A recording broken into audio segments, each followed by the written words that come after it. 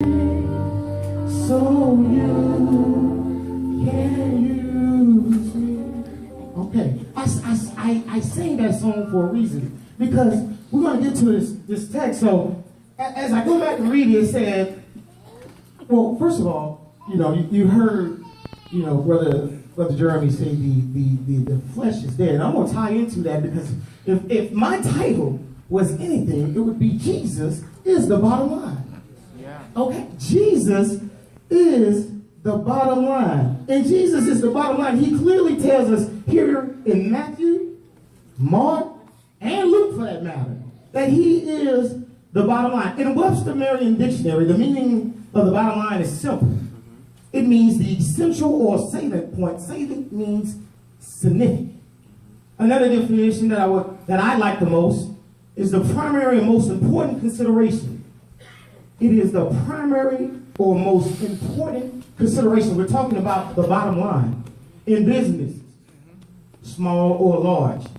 All want to know one thing, and that is how something affects the bottom line. The bottom line is important. So, if I look at this, now that was another definition in there as well, and it applies. It says the bottom line, an unfavorable factor, the most important factor that must be accepted, however reluctantly. Now I'm gonna say something for believers. Y'all close your ears. I'm about to say something for non-believers in here. There's a portion but I'm about to address you right quick, and then believers, I'm gonna get back to you. But so, however reluctantly, hit me. It got me because I said, man, however. Now, so since we're talking about Jesus being the bottom line, so let's kind of rephrase the last definition a little. It says, an unavoidable factor. Jesus is the most important factor that must be accepted, however reluctantly. Now, no matter what somebody may think or what they may say, Jesus is the bottom line. My Bible tells me in Philippians 2:10 and 11 that says, the name of Jesus, every knee should bow in heaven and on earth and under the earth, and every tongue confess that Jesus Christ is Lord, to the glory of God the Father. That was for the unbeliever, because what I want you to see that is, I don't care if you run from God. I don't care if you say you don't believe in God. It doesn't change the bottom line. Amen. Hello. I hope somebody caught it. Now I'm back on to my believing folks, because we're talking about Jesus being the bottom line. Again, so Jesus was very clear. If you come after him, then you must first deny yourself, take up your cross, and follow him. Now, I don't know how much clearer he could have been. Jesus is sharing with us here, if you want to be my disciple, if you want me to be your teacher, if you want to be my pupil, if you want to learn from me, you must first deny yourself, take up your cross, and follow me. Now, you somebody say, well, Mr. Bailey, that wasn't clear enough. Can you help me out a little bit? The answer is no. No, that was very clear. But what I can do, what I will do, is remind you of what you already know. Why did Jesus say, to come after him, you must deny yourself? A lot of us would ask, why? I gotta deny myself. Ain't nothing wrong with me. I'm good. Clearly, Jesus is saying that we must first deny ourselves, because last time, can somebody say last time? Last time we did. Okay, somebody say last time? Last time we did. Pastor said this the other week. He came over here. He said, all hell broke loose.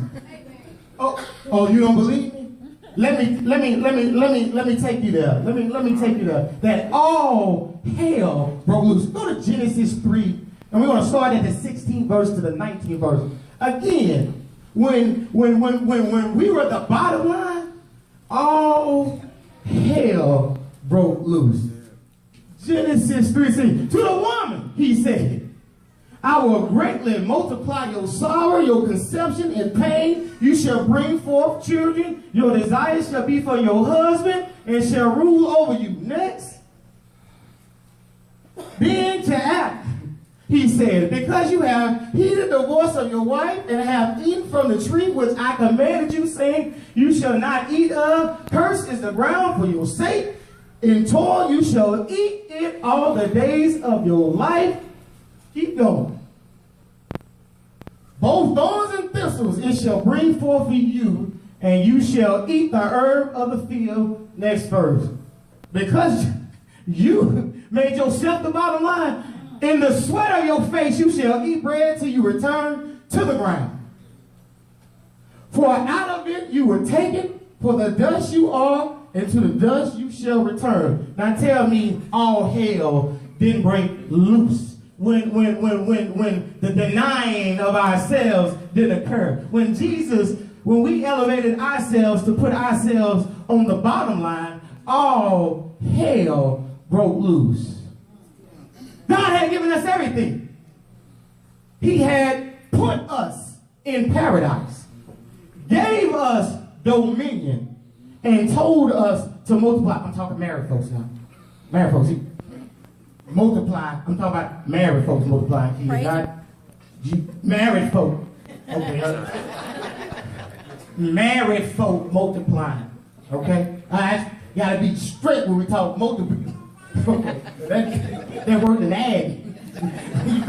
Multiply is, you know what I'm saying? I can't even multiply with. That's how big it is. Yeah, I said it. Addition is my thing. Add and subtract. All right. So somehow self got in the way. The need to put ourselves on the bottom line was greater than the need to keep God there. And so goes the story. Think about this. What if Jesus was saying to deny yourself gets you back to the likeness of the Father? I'll say it one more time. To deny yourself gets you back to the likeness of the Father. Somebody say, I got to get back. I got to get back. Let's get back. Let's go to Genesis 1 and 26 for me.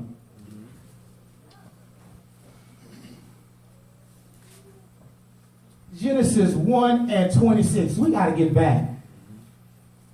Then God said, let us make man in our image, according to our likeness. Let them have dominion over the fish, over the sea, over the birds of the air, and over the cattle, over all the earth, and over every creeping thing that creeps on earth. But he said, let us make man in our image, after our likeness. So I say to you, when man decided to place self first and sin, he lost that likeness. What do you mean, brother? What do you mean he lost that likeness? Well, what is God? The Bible tells me that God is a spirit. And those that worship him must do it in spirit and in truth. In other words, we lost that spiritual likeness of being righteous and holy. Okay. My goodness. Jesus is saying, deny yourself. What he's really saying is, quit following your former way of life. Yeah. The old self. Yeah. The carnal thinking self. That selfish self. That I got mine, you got to get yours self. That is my way or the highway self. Deny that. Deny that. Put on the new man. Yeah.